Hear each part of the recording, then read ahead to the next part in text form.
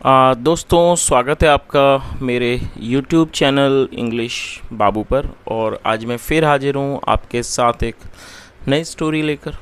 और दोस्तों, आज जो स्टोरी मैं आपके लिए लाया हूँ ये एक मॉरल स्टोरी है। बहुत ही सुंदर कहानी है, सुनकर आपको बहुत अच्छा लगेगा। साथ में इसमें आपको एक नैतिक शिक्षा भी मिलेगी। उसके अलावा इस स्टोरी में आपको कुछ नए इंग्लिश के वर्ड मीनिंग सीखने को मिलेंगे, उनकी करेक्ट प्रोनाउंसिएशन के बारे में पता चलेगा। और हमेशा की तरह जो इसका ग्रामर का पार्ट है उसे बिल्कुल डिटेल में कवर करेंगे, तो एक एक स्ट्रक्चर को आप बहुत आसानी से सीख पाएंगे। तो चलिए दोस्तों, आज की इस कहानी को हम शुरू करते हैं। और सबसे पहले कहानी का टाइटल देखते हैं। कहानी का टाइटल है द ऑनेस्ट वुड कटर।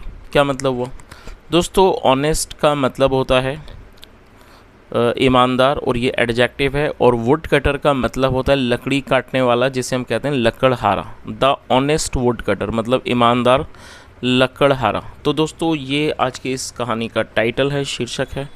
और अब मैं इसे पढ़ना शुरू करता हूँ। आपसे रिक्वेस्ट है आप इस कहानी को बिल्कुल ध्यान से सुने। और यदि आज की स्टोरी में आपको कोई नया वर्ड या फिर ग्रामर का नया स्ट्रक्चर देखने को मिले तो आप उसे नोट भी ज़रूर करें। तो चलिए इसको शुरू करते हैं।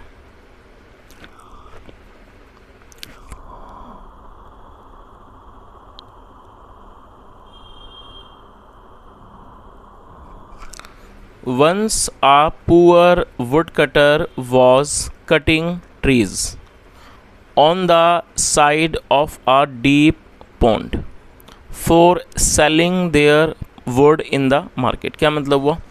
वंस एक बार, अ पुअर वुड कटर मतलब एक गरीब लकड़हारा, वॉज कटिंग ट्रीज पेड़ों को काट रहा था, on the side of a deep pond. Deep मतलब गहरा और पॉन्ड मतलब तालाब, एक गहरे तालाब के किनारे पर। फॉर सेलिंग देयर वुड उनकी लकड़ियों को बेचने के लिए, इन द मार्केट बाजार में। From the money he would get और उन पैसों से, from the money he would get जो उसे प्राप्त होंगे। He had to buy food for his family उसे अपने परिवार के लिए खाना खरीदना था। Suddenly his feet slipped and his axe fell into the deep pond. और दोस्तों, ये जो हमारा वाक्य है ये पास्ट इंडेफिनिट का अफर्मेटिव वाक्य है, जहाँ वर्ब की सेकंड फॉर्म का प्रयोग किया जाता है। सडनली मतलब अचानक, हिज फीट स्लिप्ड जो उसके पैर थे वो फिसल गए, एंड हिज एक्स, एक्स मतलब कुल्हाड़ी, और जो उसकी कुल्हाड़ी थी, fail into the deep pond वो गहरे तालाब में गिर गई। चलिए, और दोस्तों आप इस वर्ड को नोट कर सकते हैं। फॉल मतलब गिरना, और ये सेकंड फॉर्म है FELL। How will I feed my family now. दोस्तों, क्या मतलब है इस लाइन का? ये हमारा फ्यूचर इंडेफिनिट का वाक्य है। How will I feed, feed मतलब खिलाना, how will I feed my family now अब मैं अपने परिवार को कैसे खिलाऊंगा। द वुड कटर क्राइड जो वुड कटर था वो चिल्लाया। जस्ट देन तभी, a friendly water spirit appeared before him with a silver x and asked is this yours. क्या मतलब हुआ? जस्ट देन का मतलब तभी, अ फ्रेंडली वाटर स्पिरिट। दोस्तों, वाटर स्पिरिट का मतलब होता है जल देवी। एक जो एक फ्रेंडली मतलब एक दोस्त के तौर पर जो एक जल देवी थी वो अपीयर मतलब कि प्रकट हुई। बिफोर हिम, बिफोर का मतलब सामने, बिफोर हिम उसके सामने एक जल परी जो थी वो प्रकट हुई। विद अ सिल्वर एक्स एक चांदी की कुल्हाड़ी लेकर, एंड आस्क्ड और पूछा, इज दिस योर्स क्या ये आपकी है। नो नहीं, the honest would cutter sad जो ईमानदार लकड़हारा था उसने कहा। The spirit disappeared into the pond and returned with a golden x. क्या मतलब हुआ? दोस्तों, ये भी हमारा पास्ट इंडेफिनिट का अफर्मेटिव वाक्य है, जहाँ सेकंड फॉर्म का प्रयोग किया जाता है। डिसअपियर मतलब गायब होना, और ये सेकंड फॉर्म है। The spirit disappeared into the pond वो जो देवी थी वो तालाब में गायब हो गई। And returned with a golden x और वो वापस लौटी एक सुनहरी एक सोने की कुल्हाड़ी के साथ।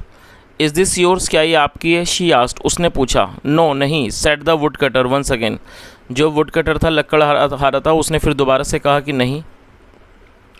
द स्पिरिट अगेन डिसअपियर्ड ये जो स्पिरिट थी मतलब जल देवी थी, अगेन डिसअपियर्ड वो दोबारा गायब हो गई। इनटू द पॉन्ड तालाब में। And return with his plain wooden axe, और वो वापस आई विद हिज प्लेन मतलब जो उसकी सादा लकड़ी, वुडन मतलब लकड़ी की जो कुल्हाड़ी थी उसको लेकर वो वापस लौटी। दैट वन इज़ माइन, ये वाली मेरी है। Said the would cutter happily, would cutter ने, लकड़हारे ने खुश होते हुए कहा। चलिए आगे देखिए। You have been so honest said the spirit, उसने क्या कहा, you have been so honest मतलब आप बहुत ईमानदार रहे हो। सेड द स्पिरिट, जल देवी ने कहा। एंड एज ए रिवॉर्ड, और एक एज ए रिवॉर्ड मतलब एक इनाम के तौर पर, I shall let you take the gold and silver axes too. और दोस्तों लेट का प्रयोग हेल्पिंग वर्ब के रूप में किया जाता है जब हम ऐसा वाक्य बनाते हैं जहाँ ये दिखाते हैं किसी क्रिया को होने दिया जाना या नहीं होने दिया जाने के बारे में बात करते हैं, तो वहाँ पर लेट का प्रयोग हेल्पिंग वर्ब के रूप में होता है। तो उसने क्या कहा, I shall let you take the gold and silver axes too मतलब एंड एज ए रिवॉर्ड, एक इनाम के तौर पर मैं आपको सोने की और चांदी की कुल्हाड़ियाँ भी ले जाने दूंगी। चलिए आगे देखिए।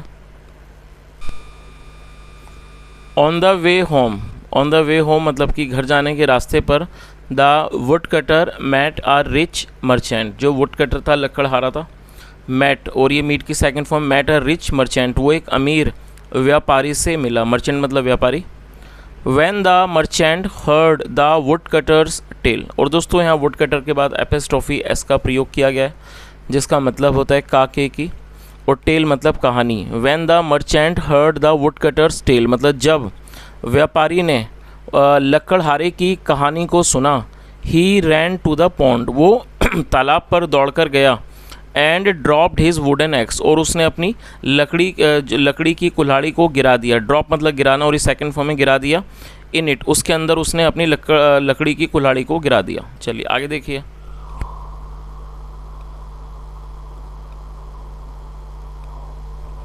How will I feed my family now he cried, वह चिल्लाया। How will I feed my family now, अब मैं अपने परिवार को कैसे खिलाऊंगा। The spirit appeared with A silver x, जो स्पिरिट थी, जो जल देवी थी, अपीयर्ड वो मतलब कि प्रकट हुई, विद ए सिल्वर एक्स एक चांदी की कुल्हाड़ी के लेकर वो प्रकट हुई। दैट वन इज़ माइन, ये मेरी है।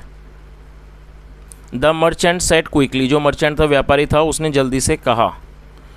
You know it is not, उसने क्या कहा कि आप जानते हो, इट इज़ नॉट ये नहीं है। सेड द स्पिरिट मतलब कि उस देवी ने कहा, जल देवी ने कहा। एंड डिसअपीयर्ड, और वो गायब हो गई, इनटू द पॉन्ड तालाब के अंदर। चलिए आगे देखिए।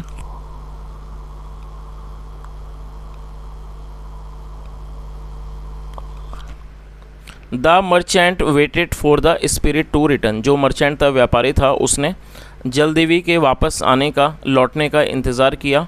बट शी डिड नॉट, लेकिन वो नहीं लौटी। He could not get back even his wooden axe, और वह अपनी खुद की भी जो लकड़ी की जो कुल्हाड़ी थी उसे भी वो नहीं वापस पा सका। वाइजली सेड, दोस्तों अब इस कहानी का जो मॉरल है वो भी एक बार देख लेते हैं। वाइजली सेड ये कहा गया है, ट्रुथफुलनेस मतलब जो सच्चाई होती है, ब्रिंग्स इट्स ऑन रिवार्ड, वो अपने खुद का एक इनाम लाती है। चलिए तो दोस्तों मैं उम्मीद करता हूँ कहानी आपको अच्छे से समझ आई गई होगी। जैसा हमने इस कहानी के अंदर देखा कि वो जो ईमानदार लकड़हारा था, जब उसकी कुल्हाड़ी गिर गई और जब वो जल देवी उसके सामने प्रकट हुई चांदी और सोने की कुल्हाड़ियाँ लेके, लेकिन वो व्यक्ति ईमानदार था और उसने उनको अपनाने से मना कर दिया। उसने कहा कि मेरी जो कुल्हाड़ी वो लकड़ी की है, लेकिन जो जल देवी थी वो उसकी ईमानदारी से प्रभावित हुई और खुश होकर उसने उसे सोने और चांदी की कुल्हाड़ियाँ भी दे दी। लेकिन दूसरी तरफ ये जो व्यापारी था जो कि बेईमान था और वो जानबूझ करके उसने अपनी लकड़ी की कुल्हाड़ी गिरा दी, और जब देवी प्रकट हुई तो उसने बोला कि ये चांदी वाली मेरी है। तो देवी को ये बात पता थी कि ये व्यक्ति झूठ बोल रहा है और वो वापस चली गई उसी तालाब में और वो दोबारा वापस नहीं लौटी। तो उसने अपनी जो उसकी जो लकड़ी की कुल्हाड़ी थी वो भी उसने गंवा दी, जिससे हमें ये शिक्षा मिलती है कि जो ईमानदारी है वो बहुत अच्छी चीज़ है और ईमानदारी अपने ही अच्छे फल लेके आती है, लेकिन जो बेईमानी होती है उसकी वजह से हमें जीवन में नुकसान ही उठाना पड़ता है। चलिए दोस्तों, अब मैं आपको 2 वर्ड बताऊंगा और आपको 2 वाक्य बनाने हैं। उन वर्ड्स का इस्तेमाल करके आप उन्हें नोट कर लीजिए। पहला है वेटेड, WAITED, वेटेड। दोस्तों ये वेट की सेकंड फॉर्म है। वेट मतलब इंतज़ार करना, प्रतीक्षा करना, ये सेकंड फॉर्म है। अब आपको एक वाक्य बनाना है और आपको इस वाक्य में इस वर्ब का प्रयोग करना है। आप चाहें तो फर्स्ट फॉर्म का भी प्रयोग कर सकते हैं और चाहें तो सेकंड फॉर्म का भी प्रयोग कर सकते हैं। और दूसरा वर्ड है डिसअपीयर्ड। दोस्तों डिसअपीयर का मतलब होता है गायब हो जाना, और ये सेकंड फॉर्म है डिसअपीयर्ड। तो आपको एक वाक्य बनाना है। आप चाहें तो आप डिसअपीयर का भी यूज़ कर सकते हैं वर्ब की फर्स्ट फॉर्म का, और आप चाहें तो ऐसा वाक्य भी बना सकते हैं जहाँ पर आप सेकंड फॉर्म का भी इस्तेमाल कर सकते हैं। और दोस्तों ये जो वर्ड आप देख रहे हैं डिसअपीयर्ड, ये सेकंड फॉर्म भी है, साथ में थर्ड फॉर्म भी है। तो आप कोई सा भी वाक्य बना सकते हैं, जहाँ चाहें तो आप फर्स्ट फॉर्म का यूज़ कर सकते हैं, चाहे आप सेकंड थर्ड का भी। तो दोस्तों इस तरह से आज मैंने आपको ये दो वर्ड दिए हैं। पहला जो है वेटेड, दूसरा डिसअपीयर्ड। आपको दो वाक्य बनाने हैं और आपको कमेंट सेक्शन में उन्हें बताना है। यहाँ तक सुनने के लिए thank you so much. Have a nice day and bye.